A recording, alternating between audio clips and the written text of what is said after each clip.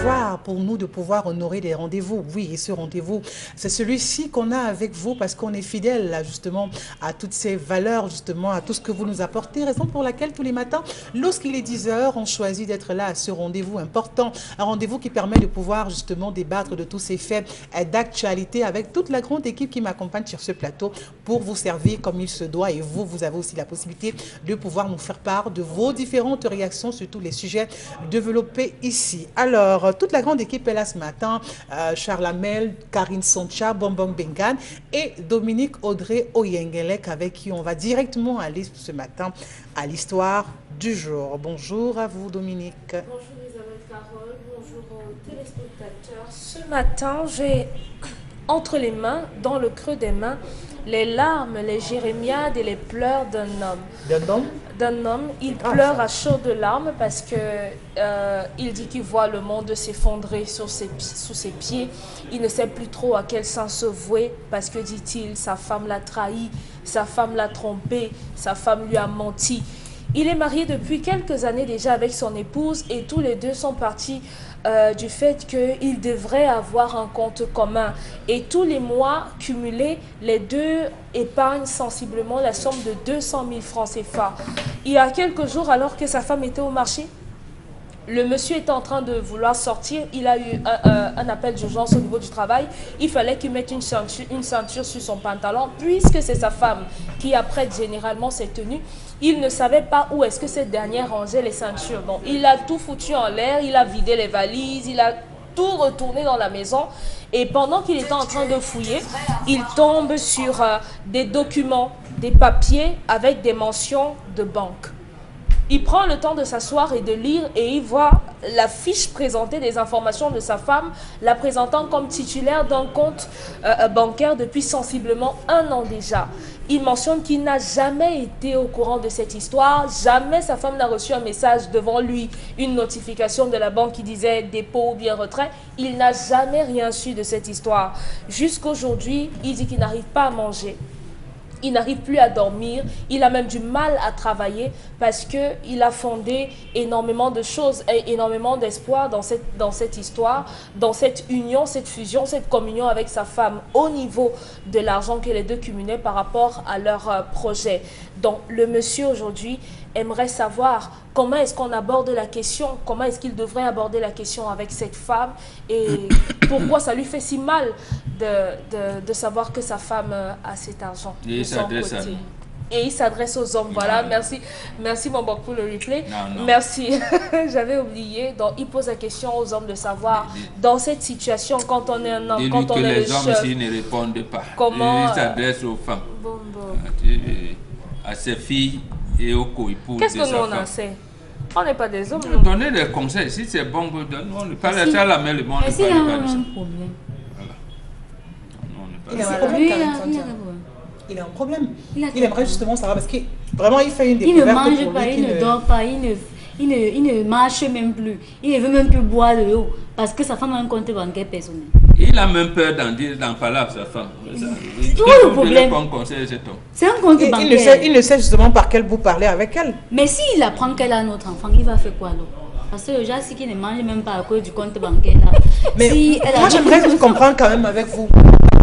C'est normal pour une femme de pouvoir créer un compte à l'insu de son mari. Après, on a tous des petits secrets. C'est pas comme si... c'est pas une affaire de normalité ou d'anormalité. Ça dit qu'il devrait comprendre qu'il y a le petit jardin. On respecte. Après, on a tous des petits secrets. On a tous envie de faire quelque chose pour qu'ils ne sachent pas, quoi. Donc, on a toujours... même s'il connaît toutes nos tontines... Si vous voulez, même s'il connaît toutes nos tontines, on a toujours une petite tontine que lui-même il ne maîtrise pas.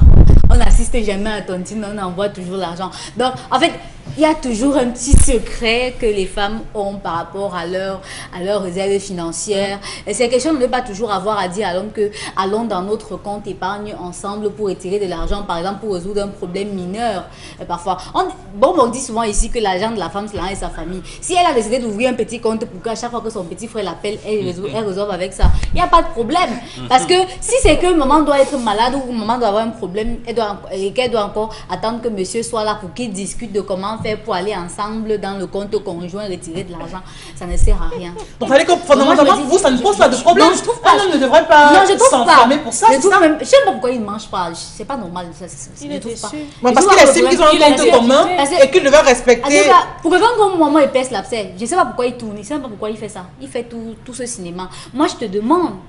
Mais chérie, j'ai trouvé que tu as un autre pour vous, déjà, ça ne pose pas de problème. Je ne trouve pas le problème. Mais pour lui, le fait déjà pour un couple, chacun apporte justement son salaire, on le dépose sur la table et tout, suppose qu'il ne devrait pas encore avoir des non-dits. C'est pas ce que ça veut dire. Puisque nous, quand on va son salaire, il ne vient pas avec les petites ristournes qu'il a au travail.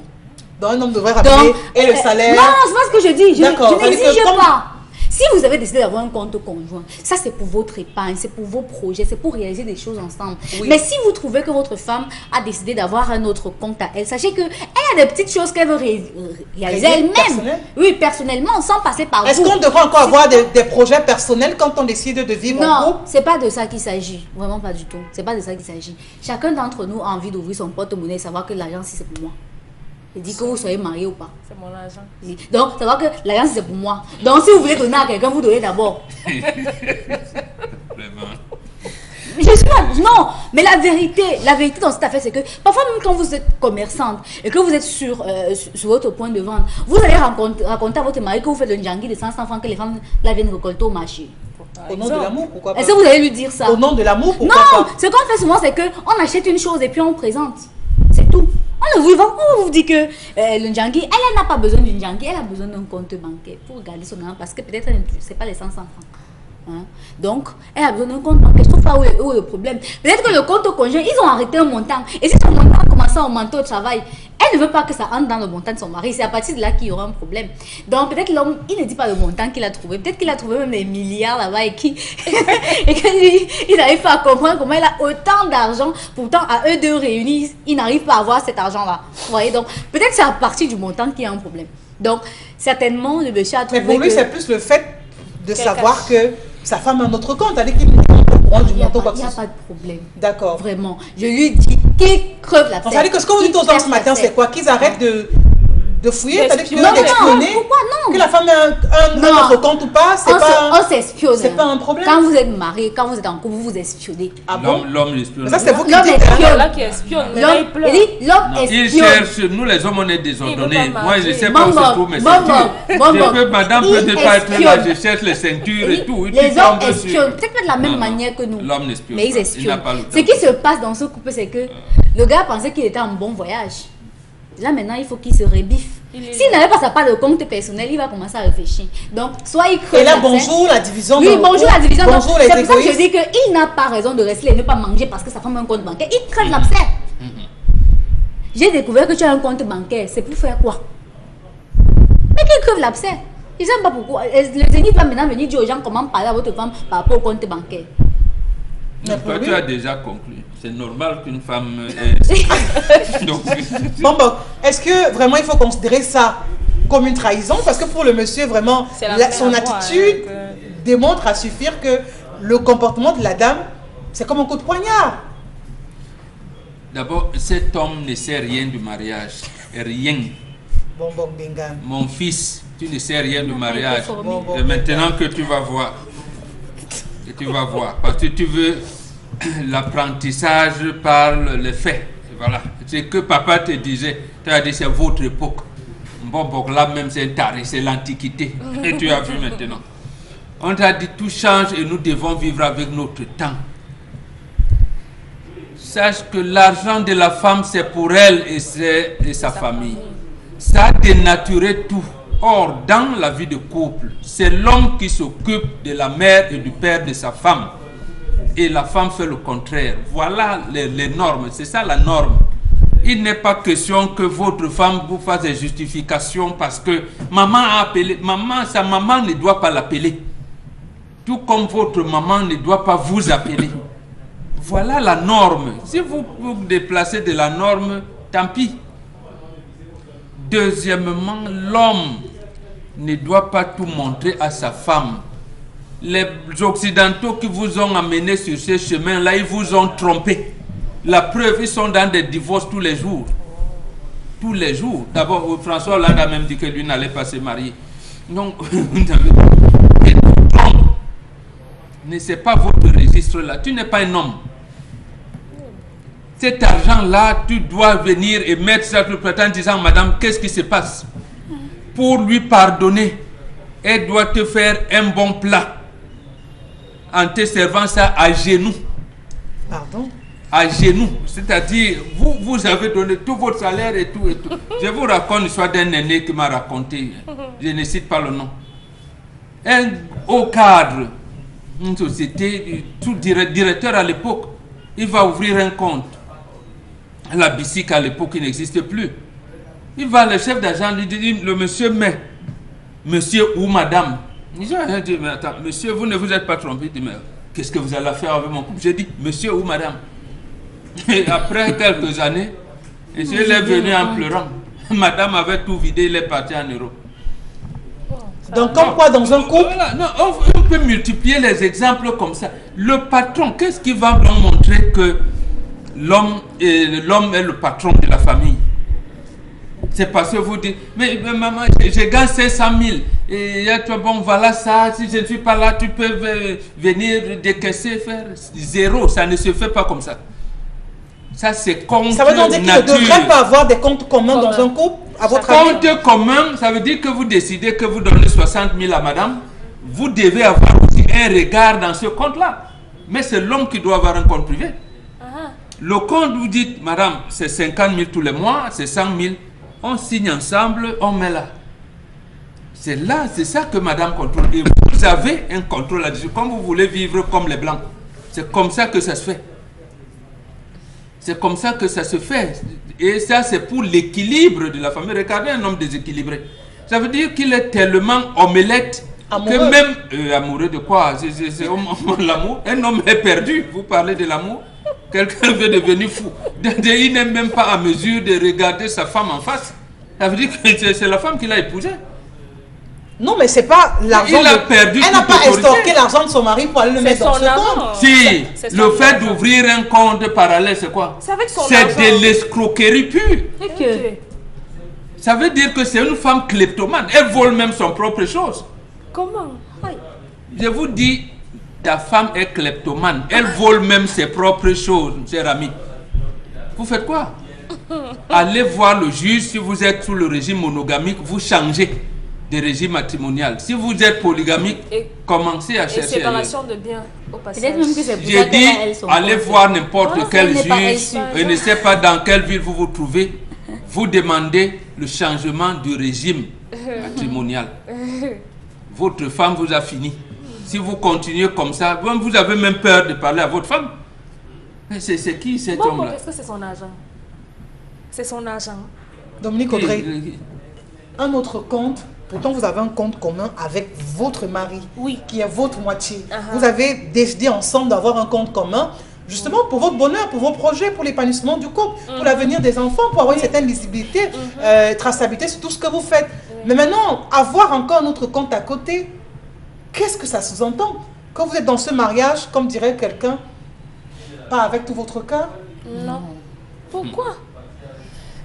Il arrive, Karine l'a mentionné, il arrive que les femmes aient des envies et des projets. Le compte commun peut être le compte qu'on a décidé d'ouvrir, l'argent qu'on a décidé d'épargner pour acheter un terrain. Et moi, personnellement, je vais dire que personnellement, j'ai envie de lancer une petite entreprise. Est-ce que c'est dans l'argent du terrain que je vais aller prendre, puiser? Là où le bas blesse, c'est que monsieur n'est pas informé. Pourquoi vous n'informez pas votre mari? Il n'a pas à être informé. Et d'abord, rien ne prouve même d'abord que c'est mon argent, pour commencer. Ça peut être l'argent de ma soeur que je garde. Ça peut être l'argent de ma mère que je garde. Wow. Qu'est-ce qui lui dit que c'est mon argent? Et si vous mourrez, monsieur va assumer toutes les dettes. Quelles dettes? Bon, ce sera dans l'argent perdu. Perdu pourquoi? La personne qui a l'argent sait. Isabelle Carole peut me donner son argent au Yengelek, s'il te plaît. Comme tu es souvent trop dans les trucs là, voilà mon argent, je vais te donner tous les mois, va garder dans la base. Alors sur la base où c'est l'argent justement. Vous ne dites pas votre mari. Est-ce que c'est normal d'avoir un compte en cachet? Oui.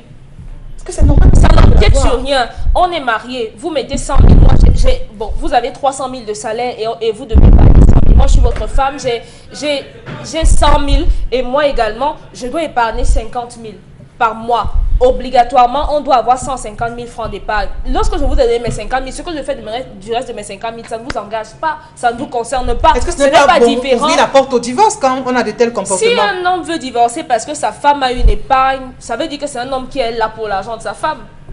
Ça veut dire que c'est un homme qui est essentiellement matérialiste.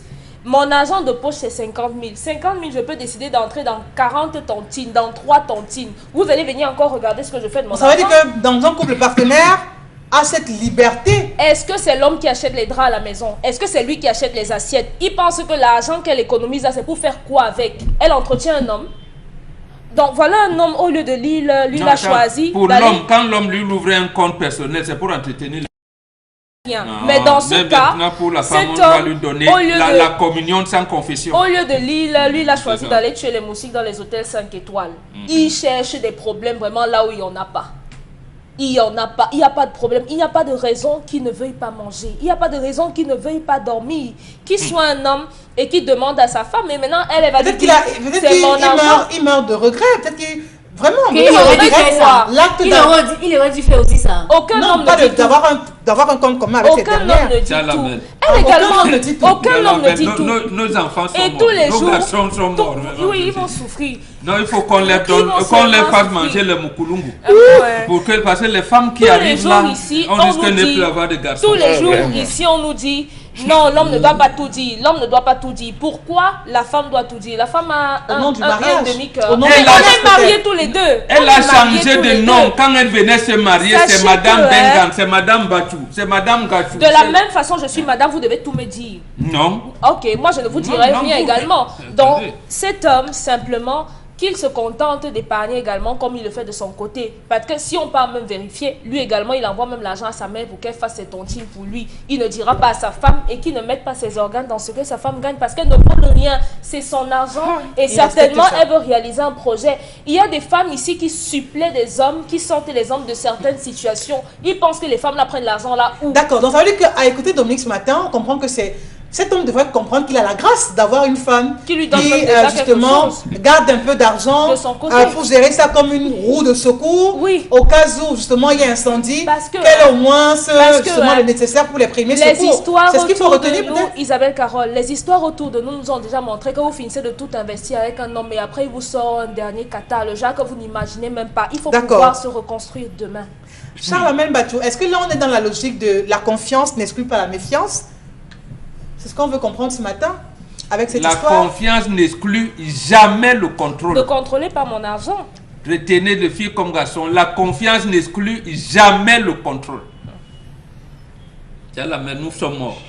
Nos enfants garçons doivent manger le boulot. Que le diable passe. Je laisse d'abord passer le diable. Le diable, c'est qui? Non, tout ce que vous avez dit là, je laisse le diable passer. Merci de 7 minutes pour le diable, vraiment. Karine Sontia se bat, elle se bat. Dominique vient, elle nage. On voit comment elle se noie, mais elle nage pour justifier l'injustifiable. La femme a envoûté cet homme. Ah, en tout cas, c'est trop facile. Je vous dis que cet homme est envoûté. C'est un argument des faibles. Envoûté? Oui, c'est vous qui allez voir l'envoûtement mystique. J'ai dit envoûté. Même mystique. Elle a envoûté cet homme. Avec quoi? Comment cet homme se retrouve à faire compte commun avec sa femme? C'est lui qui a dit. C'est lui qui avait proposé. Je ne vous ai pas coupé. Je ne vous ai pas coupé. Comment se retrouve-t-il à faire compte commun avec sa femme? Qu'il pleure. Mon frère pleure. Pleure. Mal. Ça fait mal. On dit sur ce plateau que la femme est rusée. La femme a un coup d'avance sur l'homme. La femme est maligne. Quand elle pique, est-ce que tu vas te mettre en colère à la solution? Fais attention. Le jour qu'on te dit ça, qu'on dit aux enfants quand ils sont petits, quand on te sert à manger, ne pique jamais les morceaux du dessus, c'est un piège. Pique les morceaux du fond. C'est ce qu'on conseille à tout enfant. Lorsque tu es marié, tu entres à la maison, on sert la nourriture, ne te sert pas. Appelle d'abord les enfants, ils se servent les premiers, tu te sers les derniers. Laisse la femme faire et observe. C'est ça la règle. Cette femme doit être purement et simplement chassée de ce foyer pour la simple raison qu'elle vient de commettre le plus grave crime qu'il soit. Cacher une vérité à son mari. N'eût été cette ceinture, j'espère que tu as trouvé cette ceinture, mets-la dans un tableau et amène-la au salon. Cette ceinture t'a sauvé la vie. Cette ceinture doit être enroulée comme la ceinture d'un boxeur. Francis Ngannou, tu mets ça en disant que ceinture, grâce à toi, je viens de traverser une étape. C'est comme ça que beaucoup d'hommes meurent dans les foyers parce qu'ils ont des femmes cachotières. Ils ont des femmes serpents. Ils ont des femmes couleuvres. Ils ont des femmes caméléons. Ils ont des femmes écureuils. Oui. Voilà comment les hommes souffrent à l'intérieur. Ce qu'elle cachait, si c'était l'argent de son frère, elle aurait dit. Et même pour trouver ça, vous savez que la ceinture se glisse parmi les habits. La ceinture se glisse parmi les sacs. Toujours en dessous. Donc cette femme avait l'intention de dissimuler ce secret. Pour combien de temps? Dieu seul sait. Aujourd'hui, elle a été rattrapée. Allez savoir donc combien il y a dans ce compte. Hier, on nous a traité de tous les noms. Les hommes, la femme, c'est elle qui, cher ami, je vais te donner l'information. Elle a un terrain et elle construit. Charles Amel. Si vous êtes mariés, ça veut dire que... Non, et elle construit son nom de jeune fille. Bon, Charles Amel, concernant les questions financières dans un couple, qu'est-ce qui est à votre avis la meilleure, justement, posologie? Comment est-ce que les deux devraient se comporter? Ça veut dire que monsieur ne doit jamais avoir un compte commun avec sa femme, c'est un péché. Isabelle Carole, écoute, je dis à ma femme, j'ai payé un terrain. On va se préparer à construire. C'est une information. Je te la donne. À la limite, je peux t'indiquer même le lieu. À la limite. À la limite. Parce que l'action est encore masculine. Je te fais intervenir au moment où il faudrait penser comment décorer, comment faire, comment aménager, comment... Le plan. Là où tu interviens. Tu peux entrer, tu dis non, la place va être à ce niveau, ma cuisinière, c'est ta responsabilité. Mais c'est moi qui définis les contours, la qualité de ma chambre, la qualité de la chambre des enfants, le couloir, c'est moi qui définis comment va être conçue la maison. Est-ce que c'est en briques de terre, est-ce que c'est en bois? C'est moi qui définis. Deuxième chose, la gestion du foyer m'incombe. Je sais que mes factures de lumière s'étendent, mes factures d'eau s'étendent, le câble s'étend, la maison si je suis en location s'étend. Je connais les charges fixes. Je connais même jusqu'à la périodicité de maladie chez moi. Je sais qu'à partir entre la transition, saison de pluie, on a souvent des palus, telle personne est première à être malade. Je fais des plans sur tout et je me prépare en conséquence. Si vous avez une femme, pendant que vous êtes couché à penser, à projeter, à organiser, elle réussit à vous faire comprendre qu'elle a une place importante, ce qui n'est pas faux. Oui. Vous l'associez dans votre projet et qu'elle entre dans votre projet et crée un autre sous-projet. Alors, elle n'a pas cotisé. Elle n'est pas dans le projet. Je suis désolé. Elle a créé un sous-projet dans le projet. Non, il n'y a plus respect. Lorsque même dans son sommeil, l'enfant ronfle bizarrement, inquiétez-vous. La fatigue. Il y a je vous dis que vous êtes couché à votre femme et il y a des sommeils profonds que votre femme prend. Réveillez la demande du Kassado. Quelquefois même, il y en a qui rient. Oui, je vous dis qu'il y a des sommeils profonds. Je vous assure, vous suivez votre femme dormir. Réveillez-la. Tu as passé la journée. Ça devient un problème. Vous devez travailler aux hommes. À votre avis? Oui, ça devient un problème. Donc, les connaisseurs savent de quoi je parle. Oui. Non, c'est des indices d'observation de la vie en couple. Franchement. Vous blaguez. Vraiment, vous devenez pas. Quand une femme ce n'est pas elle sourit pendant le sommeil, alors que vous venez de faire des chants, elle sourit pendant le sommeil, vous la réveillez. Il faut la réveiller, elle ne dort plus. Que madame, elle explique pourquoi. Ce genre de sourire dans ton sommeil, il est très suspect. Est-ce que je peux contrôler le téléphone portable? Et c'est peut-être la première, la dernière fois. Vous la suspectez. C'est la paranoïa. C'est pas la paranoïa. Ou bien c'est le manque de confiance, ou bien le manque d'assurance. On ne fait jamais confiance à la femme. Jamais. Ce sont les observations. Mais on ne fait jamais confiance à la femme. Il ne devrait pas s'inquiéter du compte bancaire de sa femme. La femme l'a trompé. Sa femme l'a trompé. Elle a trempé dans un bain de confiance. Elle a endormi dans un bain d'amour. Le gars a commencé à rêver. Il a cru qu'il avait l'ange. C'était Sainte Marie et Sainte Bernadette réunies. Il s'est couché à plat ventre. La femme marchait sur lui. Elle se couchait sur lui. Histoire que c'est l'amour. J'ai une femme à qui je dis tout. Pendant que l'on veut. Ah, vous m'avez. Ce matin, il a découvert la vérité. On y reviendra justement sur cette histoire du jour. Elle a cotisé. Charles Amel. On reviendra justement sur cette histoire. On se fera le plaisir de lire également vos avis par rapport justement à la thématique évoquée dans le cadre de cette histoire ce matin. Tout de suite, on passe à un autre sujet, la colère. C'est avec Charles Amel Bachou.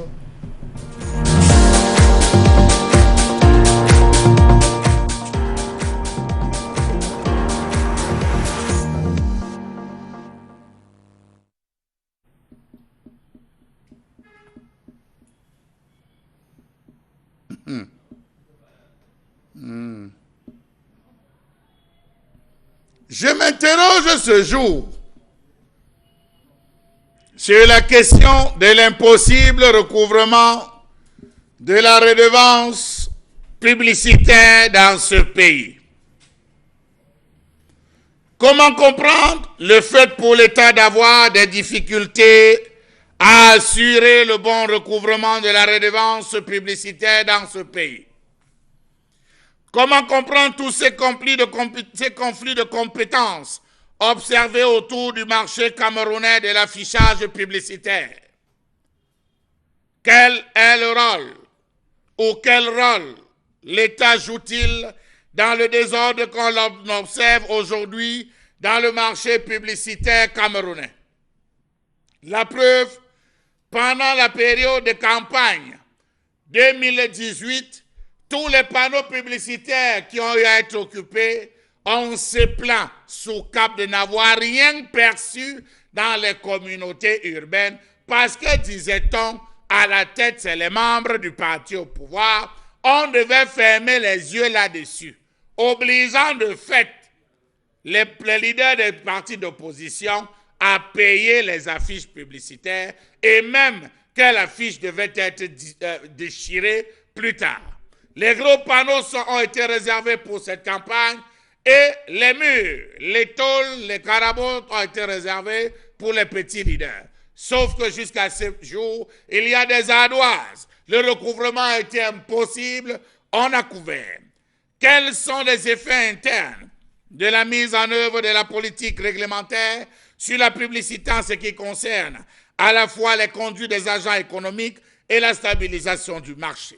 Comment comprendre le fait pour les régies publicitaires de contourner la réglementation lorsqu'on sait que la taxe sur la publicité est assise sur la publicité locale, notamment sur les panneaux réclames, calico et enseignes lumineuses, véhicules avec ou sans diffuseur, sonorisation des magasins, affichage oriflamme.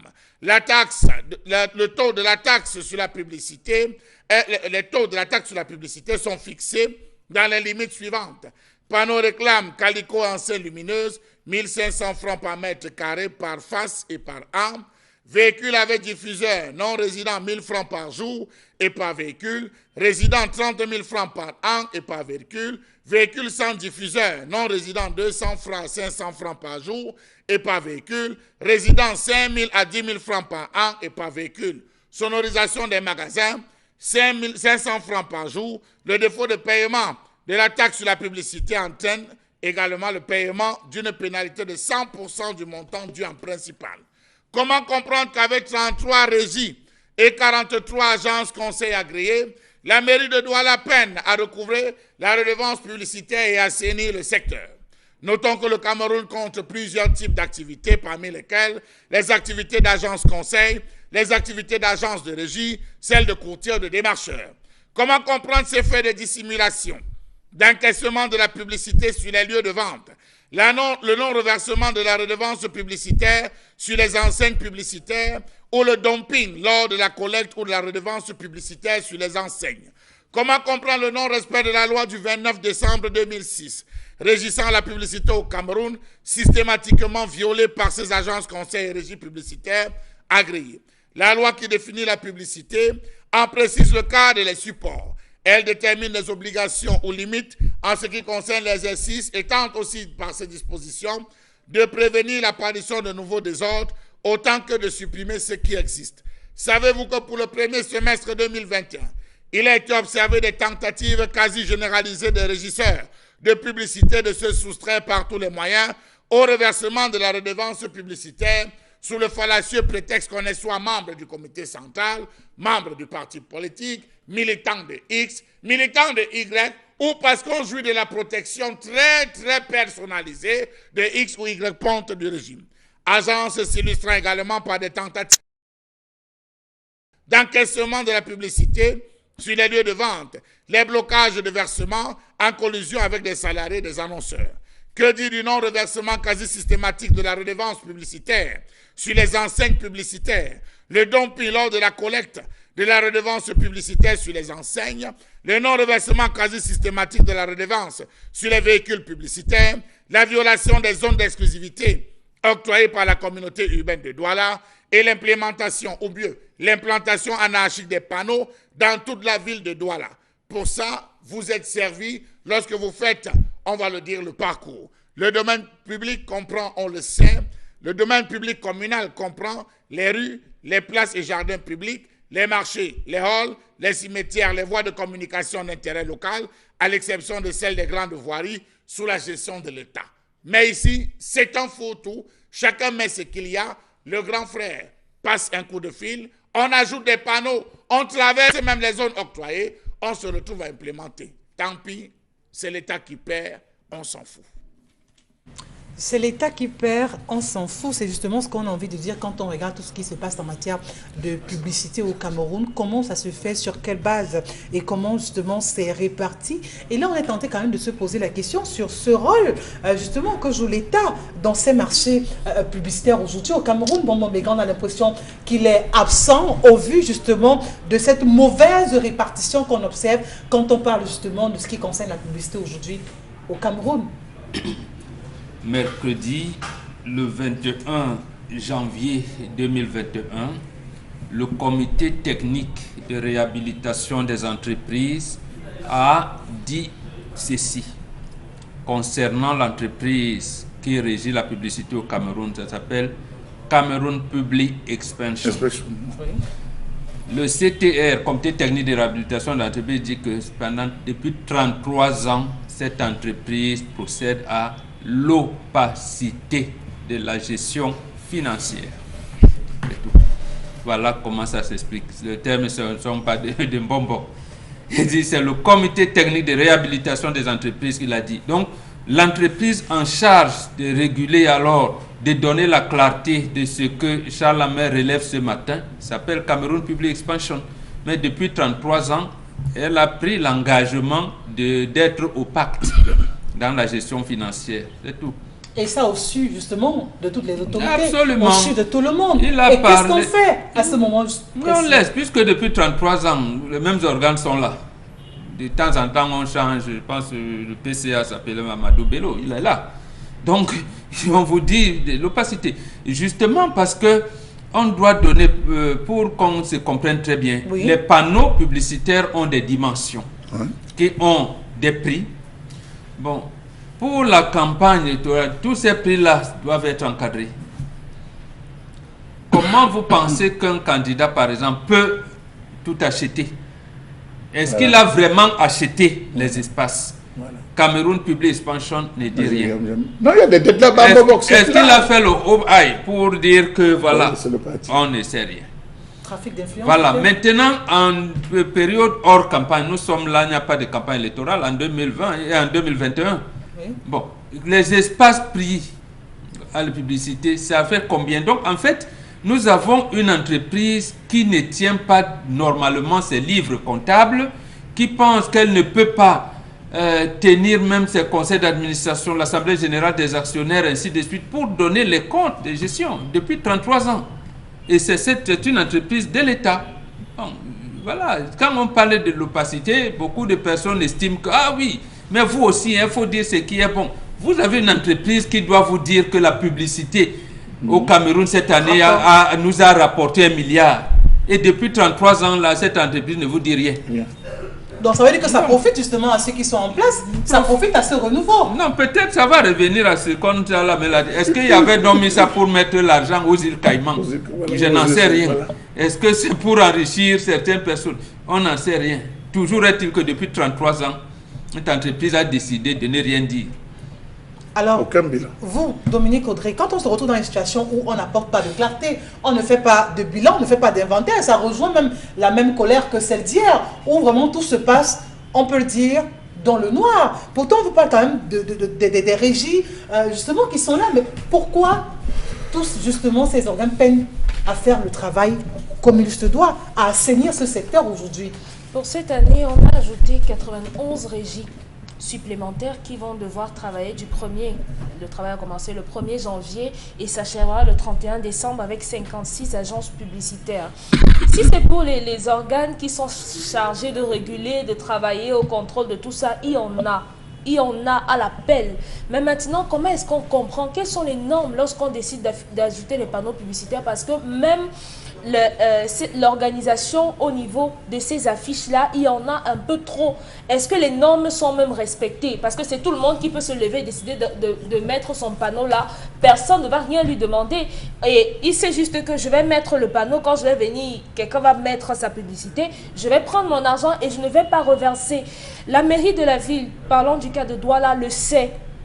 On sait pertinemment qu'il y a un problème énorme à ce niveau, mais lorsqu'on a fini de tenir des réunions, je ne vais pas dire vaseuses, creuses et tout, on ne fait plus rien d'autre. On ne fait plus absolument rien. Je crois que c'est 1500 par mètre carré sur un grand panneau publicitaire. Et ça dépasse le mètre carré généralement.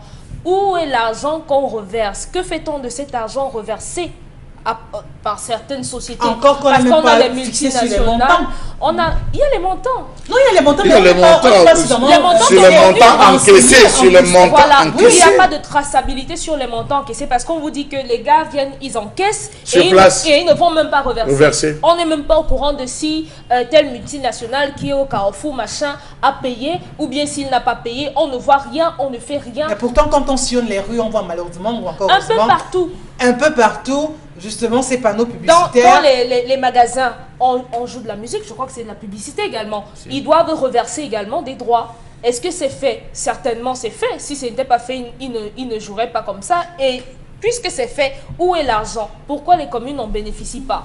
D'accord. Autant les questions et en deuxième partie, justement, on apportera des éclaircies à cela. Encore chacun apportera son avis. Comme vous également, on marque un arrêt dans ce programme 10-12 le Zénith. Vous allez voir souvent une affiche qui est encore bien là et la campagne publicitaire est en cours. Oui. Mais on a écrit dessus, je pense, campagne non homologuée par la communauté urbaine. Un message comme ça. Ça se voit souvent sur l'affiche publicitaire qui est au niveau de la vallée Bessengue, ici. Oui. Il y a souvent une entreprise de brassicole qui affiche souvent ses affiches publicitaires. La grande banderole qui traverse les deux côtés de la route. Parfois, vous voyez là un message de la communauté urbaine qui demande à l'entreprise de reverser, notamment auprès de la régie publicitaire. Je vous coupe justement pour donner une précision. Il s'est donc passé que, comme la Cameroun Public Expansion fait des mauvais comptes, la commune passait dans la répartition de la publicité dans un espace donné, la mairie a sa redevance là-dedans. Et face à l'opacité de la Cameroun Public Expansion, les mairies ont dit à chaque non gars, toi, ma part dedans, c'est ça, viens d'abord verser. Viens donner. Ah, c'est pour ça. Ça veut dire que de manière générale, si l'entreprise n'a pas payé auprès de la régie nationale, la communauté urbaine peut venir demander sa part. Oui, il dit que comment une entreprise ne donne jamais de clarté, il n'y a pas de lisibilité dans son plan comptable, dans sa tenue. Mais est-ce que c'est ce qui devrait être fait en Non, justement, non. Quelle est la logique? Quel est le chemin? La logique, c'est que Cameroun Public Expansion donne cet espace recueille de l'argent et répartit et redistribue et reste avec. Chaque campagne publicitaire est accompagnée d'un recouvrement. Quand une campagne finit, il faut faire le recouvrement. Généralement, on le fait en début d'année, c'est-à-dire janvier et tout ça. Mais ce qui se passe, c'est que les entreprises ne suivent pas. Certaines régies publicitaires, même qui font les recouvrements, ne reversent pas. Elles ne reversent pas parce qu'elles ne sont pas... Et il y a des régies publicitaires... Parce qu'il n'y a pas un réel suivi. Justement, il y a des régies publicitaires aussi qui ne sont pas parfois homologuées. C'est pour ça qu'en 2014, par exemple, Timiovouna avait donné la liste des régies publicitaires qui sont censées faire les recouvrements. Parce qu'on s'était rendu compte à Yaoundé qu'il y avait des individus qui se réclamaient de tout et qui allaient, qui allaient faire les recouvrements eux-mêmes. Certains même allaient faire les recouvrements en tant qu'association des artistes musiciens, quelque chose comme ça, pour faire les recouvrements, alors qu'ils n'avaient pas ce n'est pas à leur responsabilité de le faire. Oui, ce n'est pas de leur ressort. Donc, c'est un problème d'encadrement et de suivi. Maintenant, il faut faire l'évaluation. À chaque fin d'année, normalement, chaque entreprise a le devoir de faire son bilan. Et la nôtre ne le fait pas. C'est pour ça qu'on ne sait pas si la campagne publicitaire 2020 pour toutes les entreprises camerounaises a été fructueuse ou pas. On ne sait pas. Pourtant, on peut faire des programmations de publicité parce que c'est un investissement. La publicité est quelque chose de très important pour la vie en société et même la communication parce que c'est un élément commercial indispensable. Et lorsqu'une entreprise communique pour son produit ou pour son service, il faut qu'à la suite, on puisse avoir des recouvrements sur ce que l'entreprise a payé pour pouvoir faire ses affiches. Donc ça veut dire que Chalamel, quand on regarde justement tout ce remue-ménage qu'il y a, on peut comprendre qu'il y a même des régions, des agences publicitaires qui ne soient pas à jour, mais qui existent clandestinement. Isabelle Carole, l'affaire de la redevance sur la publicité là, comme l'OTVP. C'est chacun qui sort sa machette, qui prend sa part, va se coucher et pas dormir. Vous avez la communauté urbaine, vous avez les mairies, les communes d'arrondissement. Voilà ça. À l'intérieur, on va vous dire qu'il n'y a jamais eu un faux dans cette affaire comme sous l'air Nentonnet Fritz. Il n'y a jamais eu un faux parce qu'on ne peut pas encore imaginer, on ne peut pas encore faire la comptabilité de Mbassadine et qui vient à peine de prendre. Je peux vous assurer que le faux était tel qu'il fallait se lever un matin. On a vu des gens qui venaient creuser des angles de route pour placer des panneaux et les commercialiser. Rappelez-vous sur l'axe de Bonabassem, là, sur le boulevard de la République, à tous les endroits, vous trouvez, on avait mis même un genre de panneau qui tournait. Ça tournait sous plusieurs faces. Vous avez des gens qui vont payer, qui viennent verser de l'argent. L'entreprise n'existe nulle part. Elle encaisse l'argent et elle vit. Vous avez d'autres qui sont sous le couvert ou sous la protection ou sous la bénédiction, soit du maire de la ville, enfin, ancienne communauté urbaine, soit l'un de ses affidés ou l'un de ses membres. Vous avez d'autres qui sont là, qui apparaissent juste le temps d'une campagne, histoire de dire que non, comme c'est la campagne électorale, il faudrait qu'on sature partout, donner la latitude d'occuper la ville, qu'on dise que vous travaillez beaucoup. On sort, on commence à mettre des panneaux partout parce qu'il faut qu'on sache que vous avez inondé la ville. On leur donne la possibilité de le faire pensant que ce n'est que pour la campagne. Après la campagne, les gars, c'est sale. Ils commencent à récupérer de l'argent. Je vous assure que c'est un fourre-tout. À l'intérieur, vous avez des personnes qui bossent, qui réussissent quand même à faire des belles affiches, à respecter, mais parce que ces personnes sont membres du parti dominant, permettez-moi l'expression, pour une moindre interpellation, c'est un coup de fil, on appelle X, et ce qui dit que non, vraiment, vous savez qu'il a trop contribué pour le parti, vous savez qu'il a trop fait ci pour faire cela, vraiment ce genre de dossier, laissez le dossier dormir. Je peux vous assurer que vous avez ce genre de personnes. Ça veut dire qu'il y a une mauvaise répartition. Non, mais c'est ça le Cameroun. C'est ça le Cameroun. Mais le drame, c'est que c'est les caisses de l'État qui en payent le prix et qui compensent cela. C'est vous, c'est moi. Ça veut donc dire que Charles, l'appartenance politique également influence. C'est un passe-droit. C'est un passe-droit. Ça vous aide à passer partout. Prenez l'angle. Déjà, même la façon de disposer, nous ne respectons pas les modèles. Prenez le cas de l'école publique. Vous avez combien de panneaux? À peine vous sortez, vous avez des panneaux là-bas où c'est la lumière. Est-ce que vous savez que ce n'est pas normal de mettre un panneau lumineux? Je dis un panneau lumineux, permettez-moi l'expression qu'on comprend avec la vidéo, pour des gens qui sont en train de circuler, ça peut vous permettre, ça peut vous empêcher de regarder devant. Le temps d'une minute où vous regardez, vous faites un accident. C'est bien incitatif. Regardez la façon avec laquelle c'est disposé. Est-ce que dans une république normale, on devait se retrouver à faire ce type de disposition? Déjà, ça ne respecte pas, mais en plus, vous avez des gens qui ne payent pas, qui ne payent véritablement pas. On ne peut pas les indexer ici. L'État se retrouve asphyxié. Conséquence, le maire de la ville sort sa machette, il descend le premier en disant que vous ne donnez pas, je déchire, vous ne donnez pas, je viens faire je viens badigeonner, je m'arrange à badigeonner, chacun va négocier. Quand l'autre arrive, on dit que vraiment, vous aussi, j'ai déjà payé à la mairie de la ville, présentez-nous le reçu. Non, ce n'est pas du ressort de la mairie de la ville, c'est du ressort de telle entreprise de venir récupérer. Monsieur, vous ne donnez pas. Bon, comme il a donné à la mairie, je fais comment? Bon, d'accord, donne-nous notre part, tu as combien dans la caisse? Voilà comment ça se gère. Et cette part comprend. Vous n'aurez jamais de traçabilité. Vous n'aurez jamais de traçabilité. La chèvre broute là où elle est attachée. C'est tout. Voilà le système. Bon, vient de vous le dire. Que le CCTR a bien précisé que ça fait 33 ans qu'on n'a pas de traçabilité sur le recouvrement de la redevance publicitaire. Vous avez des voitures qui naissent, qui tournent. Vous avez Radio Bafan qui fait le tour, vous avez Radio Bazou qui tourne, Radio Bamena, vous avez Radio Simbok, non, c'est pas Radio, c'est des appellations et Radio, non, je prends les dates. Je dis, vous avez plusieurs, je parle en termes de véhicules publicitaires qui circulent. Allez poser la question, ils ne payent pas. Dès qu'on interpelle, ils disent, gars, tu me vends combien? Gars, je finis avec toi. Non, il faut dénoncer. Nous ne sommes pas là pour les encenser. Il faut dénoncer. Ça doit rentrer dans les caisses pour permettre à ce que ça tourne. Mais ce n'est pas le cas. Ça va dans les poches des gens. Est souvent victime de nuisances, même sonores, à la limite, avec ces publicités. Oui, on n'a pas. Mais attendez. Des affiches qu'on met partout. Attendez, vous avez des entreprises. Ce qui n'est pas permis, vous avez des entreprises qui, des sociétés qui mettent des haut-parleurs. En fait, ils vont déclarer que non, c'est juste le branding, c'est pour la publicité, c'est tout. Mais à des moments, vous voyez, ils mettent des haut-parleurs, des minarets, ils sont en train de faire le tour des marchés, le tout, en train de faire de la publicité. Mais c'est pas sérieux. Ils doivent payer. Mais sont-ils la règle? Non, parce que c'est le favoritisme. Il faut dépanner à gauche, il faut dépanner à droite, il faut donner à manger à ceci. L'État perd et c'est sur les pauvres qu'on vient s'agripper.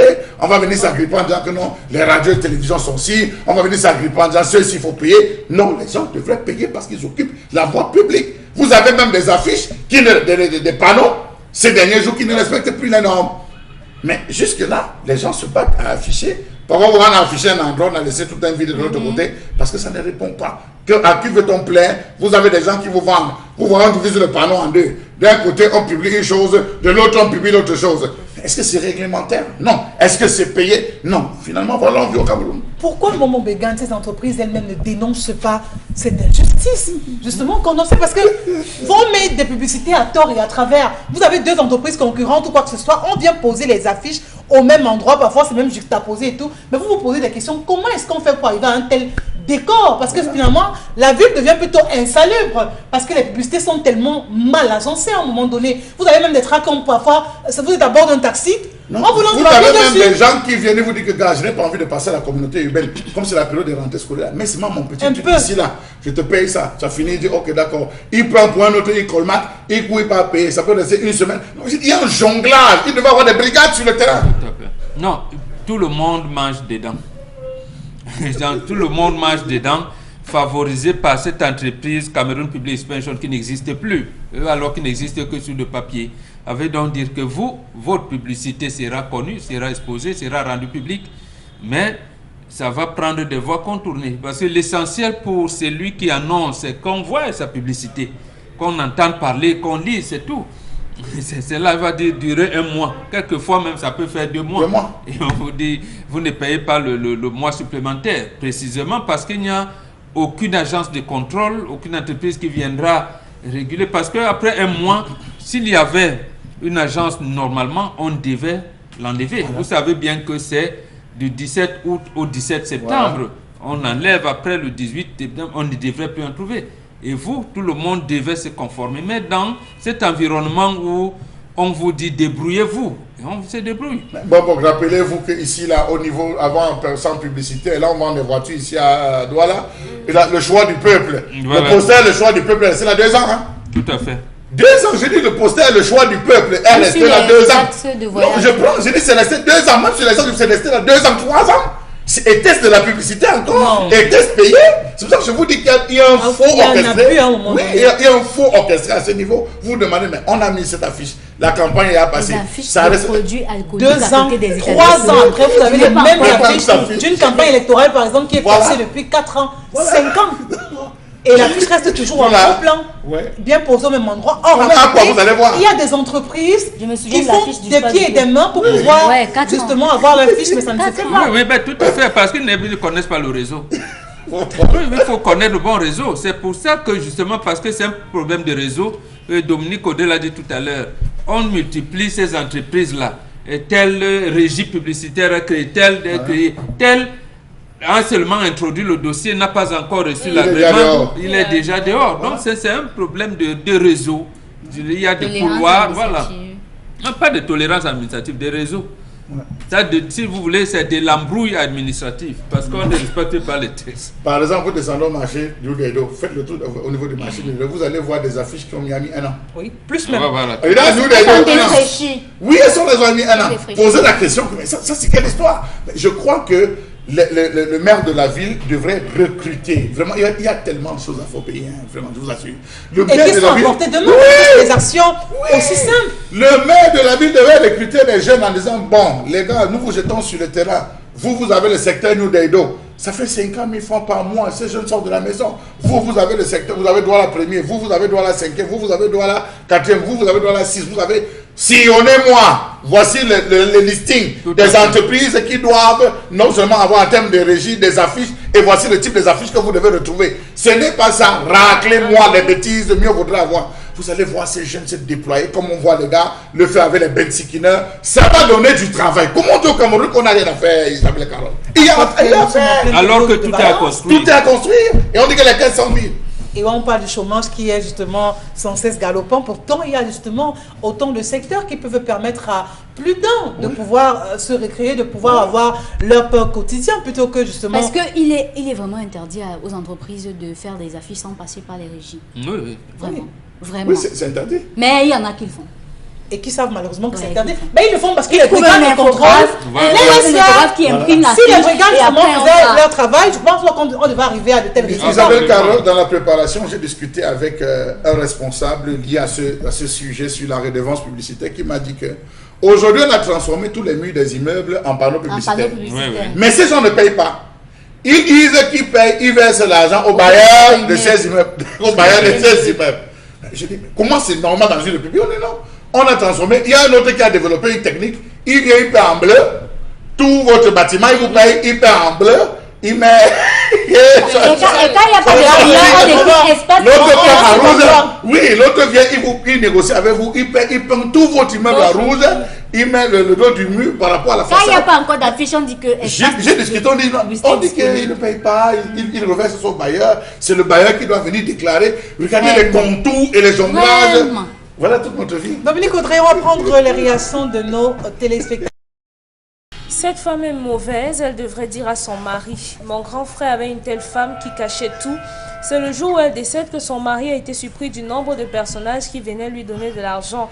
C'est après des fouilles qu'on a trouvé un carnet d'épargne. C'est ça. Bonjour le plateau, c'est trop. Au lieu de passer le temps à faire des marches pour demander au président Paul Biya de partir, pourquoi ne pas organiser des marches pour faire démissionner les ministres? C'est une proposition de Bidjo depuis PK14. Parce que les ministres dérangent aussi. Ils ne sont pas votés les ministres. Vraiment. Bonjour à tout le plateau, je préfère avoir méfiance et ne pas mettre le cœur sur les choses de ma femme, Aimée Njimeli. Mais et pourquoi vous pleurez alors là, le compte de la femme là? Il n'a pas mis les choses, il cherchait sa ceinture et il est tombé sur les choses. Il y a cela 3 semaines, j'ai eu arbitré un cas. C'est un homme qui, pendant qu'il est en train de fouiller, c'est sa femme qui lui dit il voulait 2000 francs. Sa femme dit va dans mon sac, va prendre, j'ai 2000 francs dans l'une de mes poches. Quand il entre dans le sac de sa femme, il trouve les 2000 justement. Il prend, en voulant partir, il a trouvé un téléphone Choronko dans au fond du sac de sa femme. Il sort le téléphone Choronko, il manipule. il se bip, il se rend compte qu'il n'a pas le numéro. Le numéro là, il commence à entrer, il voit chérie, I love you, my lord, my darling. Il a posé là que madame, ce deuxième téléphone. Non, c'est le téléphone de ma collègue et tout.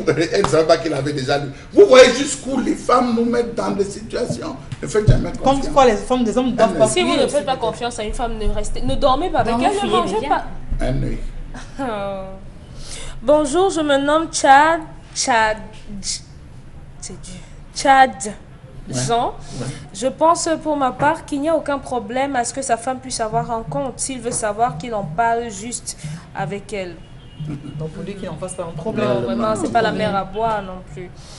Pour moi, la femme ne doit pas avoir un compte à l'insu de son mari parce que si demain elle peut avoir un incident suite à ce compte, ce qui est à mon mari serait responsable. Pourtant, c'est compliqué à lire. Pas très bien écrit. Pas du tout. Un dernier message avant d'aller retrouver nos partenaires qui sont en plateau. Oui, avant d'aller les retrouver, je suis...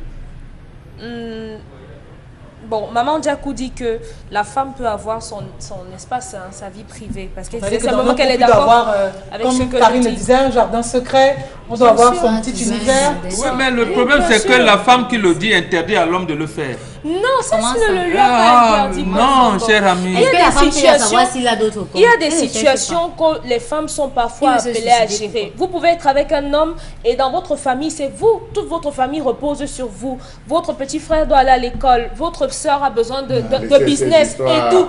Chaque jour, mais votre mari connaît votre famille. Oui, tous les jours, votre mari donne. À un moment, il va se lasser et même ses soeurs vont te dire que depuis que tu as épousé notre frère, nous on est là, on ne mange plus rien. Donc il y a des choses qu'on gère dans nos familles que nos maris n'ont pas besoin de savoir. De s'occuper de sa belle-mère et de son beau-père, la femme pareil, de son beau-père. D'accord, allons saluer Constille Amine et Thème Binette qui nous ont rejoints justement en plateau pour parler une fois de plus ce matin.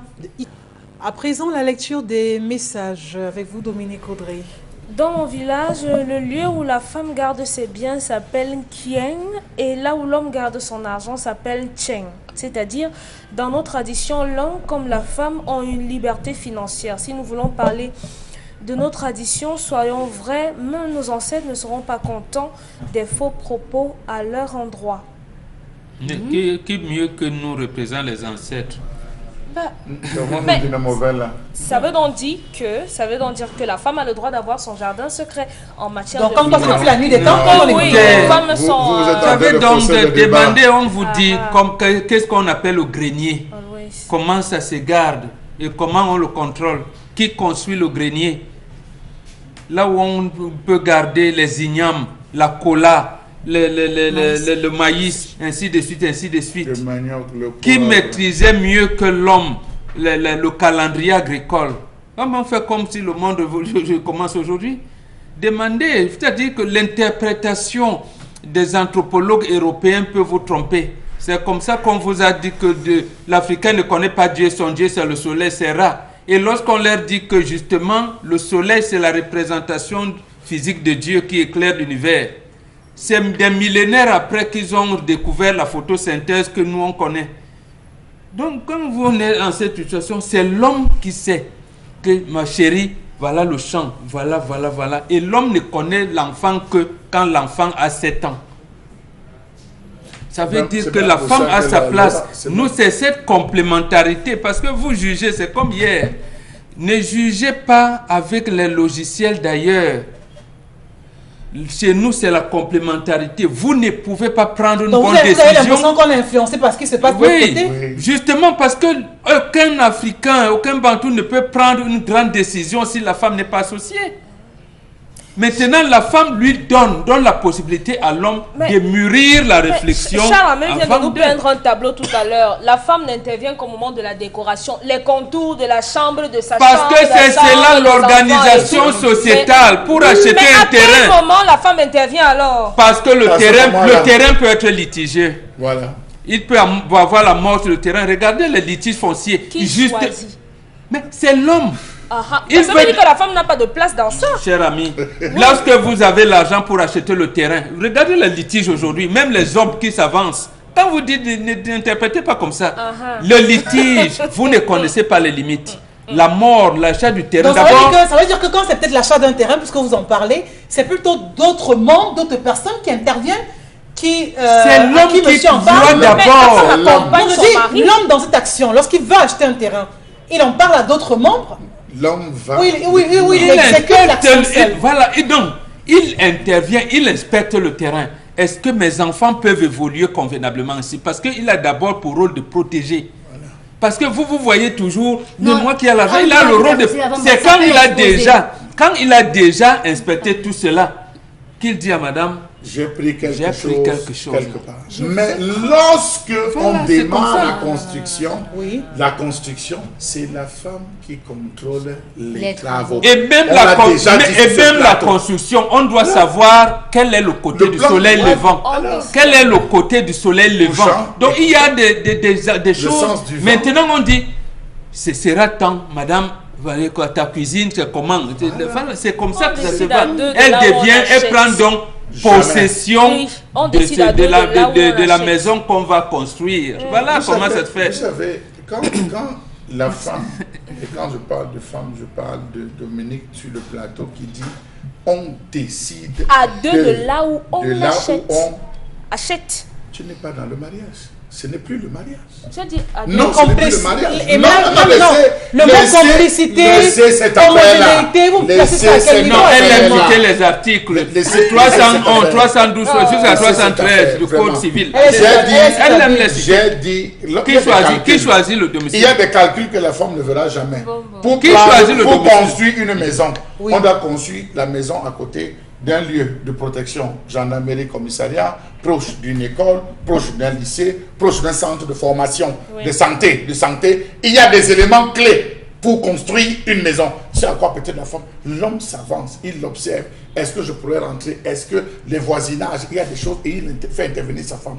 Vous voyez aujourd'hui en Europe, le simple fait de faire des comptes communs a fait en sorte que beaucoup de Camerounais, beaucoup d'Africains sont obligés de travailler dû au noir parce qu'ils n'ont pas de liberté, parce qu'ils ne peuvent pas s'offrir de vacances, parce qu'ils ne peuvent pas, parce que la femme contrôle tout. Même le bijou qui décide d'aller faire une surprise, après avoir fait une surprise à sa femme, pendant que le gars dit que voici, je vais te garder le cadeau, la femme est en train de regarder, il monte prendre le bain, la femme frappe le téléphone portable, est-ce qu'il a touché sur les économies de la famille pour savoir d'où ça vient? Non. Il y a des libertés et c'est ça qui fait de l'homme le chef de la famille. Le chef de la famille. Donc oui, c'était une liberté, une aisance financière. Oui, Karine Soncha. Avant qu'on prenne quelques messages et revenir à la revue. Est-ce que vous savez qu'il y a des couples où c'est la femme qui met sur pied le projet? Oui. C'est-à-dire qui pense le futur. C'est-à-dire qu'il y a les hommes qui dans leur couple parfois, soit ils sont démissionnaires, soit ils ont décidé que je me mets derrière, je laisse la famille. Oui, et dans ce genre, la femme pense le projet et souffle à son mari à côté de l'oreiller. Dans ce genre de couple, je peux vous expliquer que pour acheter le terrain, les gars vont ensemble. C'est elle qui dit que l'endroit là ne me plaît pas. Je préfère l'autre endroit là. Je préfère si je préfère ça. Et quand on veut même construire, c'est la femme qui trouve même parfois l'ingénieur. Je vous dis qu'il y a des couples où l'homme a dit que madame. Mais là, c'est peut-être dans notre exception. Maintenant, ça ne veut pas dire que la règle n'existe pas. Ça ne veut pas dire que la règle n'existe pas. Dans ces affaires de couple, qu'on ne nous mente pas, le problème de ce monsieur est nulle part. Sauf qu'il ne veut pas parler. Qu'il crée l'abcès. Vous ne pouvez... Mais comment tu veux dire que le problème n'est pas venir demander aux gens de lui dire que est-ce que je peux parler à ma femme, est-ce que je peux pas parler à ma femme? Non, pour lui, ça pose un problème. Justement, ça veut dire que depuis leur mariage, quelles sont les informations que les deux familles ont échangées? Est-ce que c'est un gars taciturne? Est-ce que c'est un gars hypocrite? Est-ce que c'est un gars peureux? Est-ce que voilà des informations qu'on échange donc et qui déterminent ce que vous dites? C'est-à-dire que vous aimez une femme, les deux familles échangent ces informations. Non, c'est un garçon taciturne. Il a même peur du ver de terre. Et non, ma fille, elle ici, c'est le garçon de la maison. Voilà les informations. À ce moment-là, la mère de la fille lui dit, tu souffleras à l'oreille de ton mari ce que. Quand elle est habituée, elle dit, c'est moi le garçon. Vraiment, moi, mon papa m'a accepté. Il va donc amener cet homme-là Où sera donc le bien-être? L'équilibre sera... Comme quoi l'approche est très déterminante dans tout ce qu'on fait. Karine, la femme ne va pas toujours tout dire à l'homme. Prenons le cas d'une femme qui a une maison pour le futur de ses enfants et sait que son mari est voyou, de sorte que si elle lui en parle, ce dernier va convoiter. Vous prenez les exceptions. Maintenant, un homme qui dit ouvrons un compte bancaire commun. Ne l'est pas dans des exceptions. Un homme dit ouvrons un compte bancaire commun. Qu'est-ce qui amène donc, puisque au moins celui-ci n'est pas voyou? On veut dévoyer le sujet. Celui-ci n'est pas voyou. C'est une femme qui a dit à son mari, on se met ensemble, on ne se cache rien. On se dit tout, on se regarde les yeux et on partage tout. L'homme a fait confiance et il a associé le nerf de la guerre à la gestion du foyer en disant je te fais confiance, tu es ma femme, on a compte commun. Est-ce qu'elle a vidé le 2 jours après. Laisse d'abord. Non, 2 jours dans après. L'homme se rend compte que toute la confiance qu'il a posée à sa femme a trouvé l'espace, un brin d'espace pour faire chemin à part. Qu'est-ce qui a donné lieu à ce chant? Quelle est l'attitude que le mari a adoptée qui a poussé la femme à aller le faire sans lui en parler? Il y a tout un tas de questionnements qui se posent à ce niveau. Donc, comme quoi c'est une trahison? C'est une trahison. Il n'y a pas le voyeurisme là-dedans. Il n'y a pas de trahison là-dedans. Où est le voyeurisme de l'homme donc? Puisque vous prenez les exceptions des femmes. Si, c'est ça. Vous relevez les exceptions. On a un cas particulier. Bon, Mégane, est-ce qu'on peut parler, Karine Santia, si tu permets, est-ce qu'on peut parler de vie privée dans une vie de couple? Parce que peut-être c'est là où ça pose problème. Oui, ça aussi, ça existe, mais à un degré minime. Quand vous décidez de vous faire confiance, vous vous faites confiance. Ce qu'on appelle vie privée, ça devient que la femme ne va pas dire à son homme tous les jours, j'ai mal au bas-ventre. Mais elle le dira quand on va gratter le dos. Chérie, j'ai mal au bas-ventre, c'est pas bon. Voilà. Voilà, oui, mais absolument. La femme qui sait que c'est ma belle-mère qui est ma maman, lorsque sa propre mère l'appelle, elle dit non, maman, appelle Jean. Quand la maman du père l'appelle, elle résout. Elle n'est pas obligée de dire à son mari. Voilà. Avec quel argent alors? Voilà. Mais avec l'argent de compte commun, quand tu dis... Le compte commun, c'est pour des projets. Alors qu'on a déjà mis le nom du compte commun. Un dernier message avant de passer à la revue des réseaux sociaux. Pour vous autres, c'est facile d'écarter la femme, et pour nous, les hommes en tenue, alors, pardon, mais pour moi, le vrai amour voudrait qu'on introduise la femme dans tous les projets. D'accord. La revue des réseaux sociaux. On va faire à présent revue des réseaux sociaux. Vous avez la parole, Karine Santia.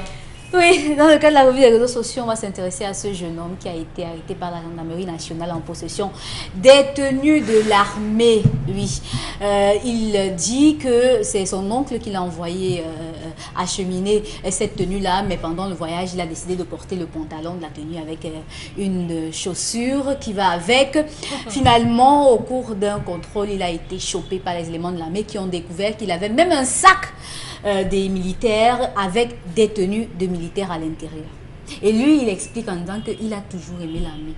Il aime l'armée, il aime la tenue, il est passionné par la tenue. Il a fait le concours là 3 fois, il n'a même pas passé. Donc, lui, quand il porte comme ça, il sent qu'il est proche de son but, quoi. Il se sent quoi? Dominique Audrey, vraiment votre commentaire, parce que là, je suis sans voix. On ne peut pas expliquer les raisons d'un vol. On ne peut pas voler parce qu'on dit... Il n'a pas volé. Non, mais je prends seulement l'exemple d'un vol. Je ne peux pas me permettre d'aller voler et de dire quand on m'arrête, ok, d'accord, j'ai volé parce que je n'avais pas. Parce que le vol, c'est sanctionné. Mais là, justement, il fait savoir son amour, justement, pour ce corps de métier qu'il n'a pas. Je connais quelqu'un comme ça. Je connais quelqu'un comme ça. Tellement il aime ça que même lorsqu'il se rase le crâne, si vous l'apercevez, même en civil, vous aurez l'impression qu'il fait partie du corps armé parce qu'il aime ça. Oui, on doit condamner ça.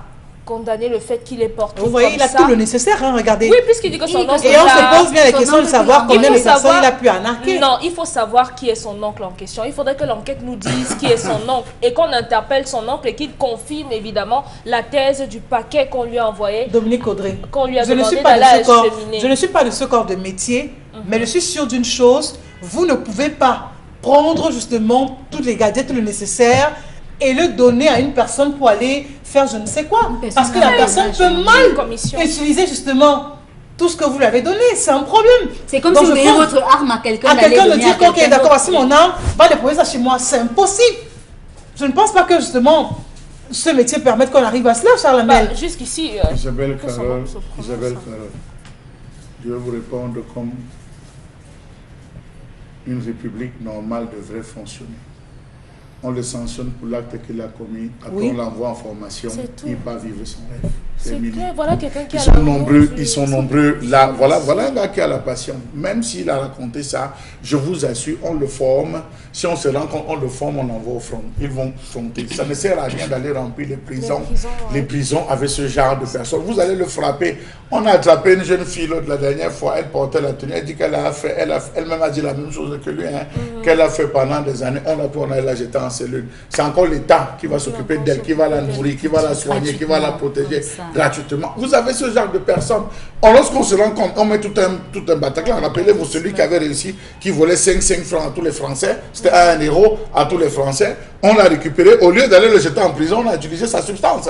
Vous vous rappelez, il y avait eu un autre Africain comme ça, un autre Africain qui a aussi brillé par ça. On l'a récupéré, l'État l'a récupéré, l'a transformé. Non, tout n'est pas fait que pour la prison. Si on se rend compte que vraiment cette gars, il a des rêves, que vraiment c'était sa passion, je vous assure, on le soumet même à une formation des plus radicales, on le soumet et on l'envoie à l'extérieur de la nation. Il y a un élément important. Oui, mon beau.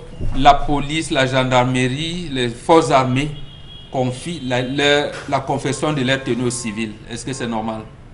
Voilà. Quand on le confie donc, la confession des tenues aux civils, et qu'un civil remette la tenue, cette tenue confessionnée à son fils, pour aller remettre. Le problème, ça veut dire que voilà, déjà pêche au niveau de la s'il y a, ça commence par là.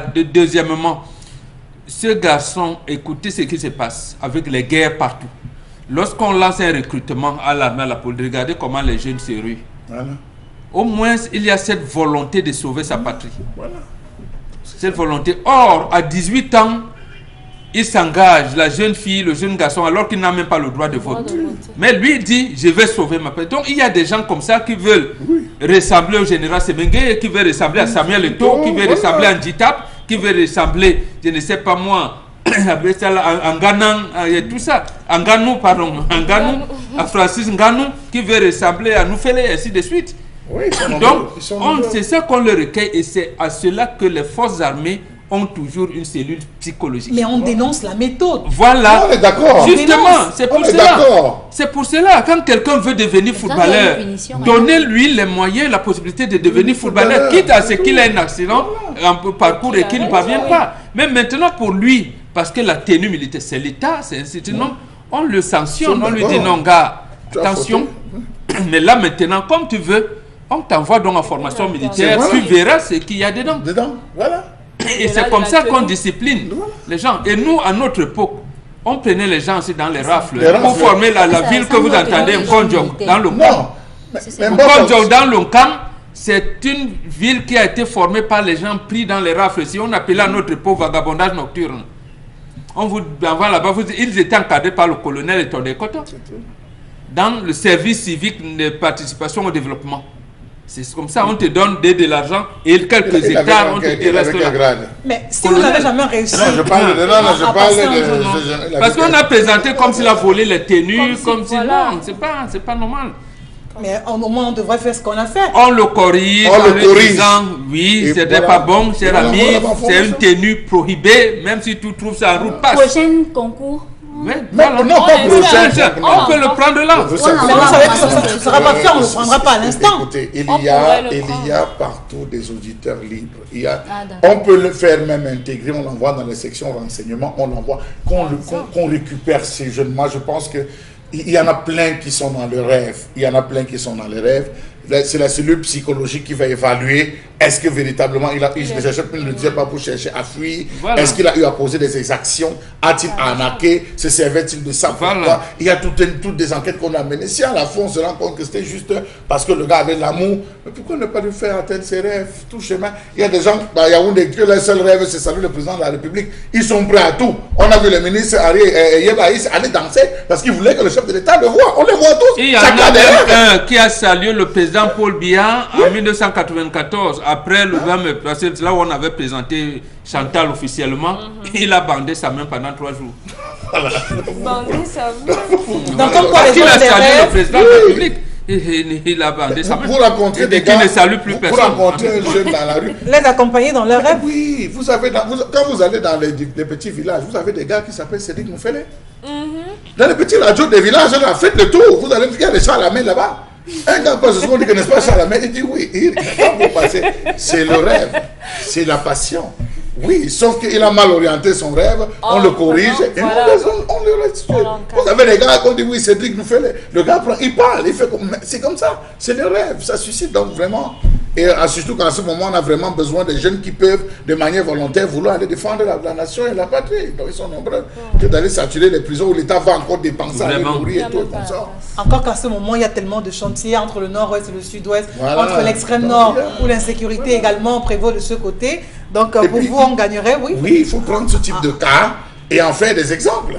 Voici comme des vrais gars, donc il faut prendre et en faire des exemples. Pas ces personnes qu'on envoie servir l'armée avec des fiches de recommandation qu'on adresse au ministre en disant que voici mon fils. Le fils n'a jamais couru, il n'a jamais rien fait, mais le nom, envoyé le gars se retrouve dans l'armée. Et je connais un vice-président de la FICAFOOT qui est dans la friperie. Un jour, il se trouve avec des ballots où la moitié des vêtements sont des tenues militaires. Voilà.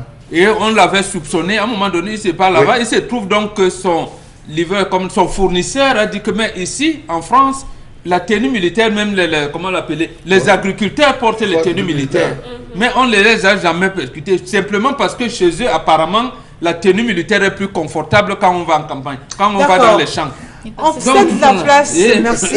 Maman Menga et tout le plateau, on cède la place à vraiment dans nos villages, dans le sud, il y a beaucoup de retraités. Constille Amine, Supermèche à la Mel, pour bien sûr parler du correcteur de posture. Constille Amine. Alors bonjour Elisabeth. Merci à vous encore d'être toujours fidèle à ce programme et de choisir justement cette tribune pour justement parler de tous vos produits. On remercie tous ces téléspectateurs aussi nombreux que vous êtes, vraiment d'avoir été encore à l'écoute de ce programme ce matin. Voilà, on remercie toute la grande équipe. On se donne rendez-vous demain lorsqu'il sera 10h.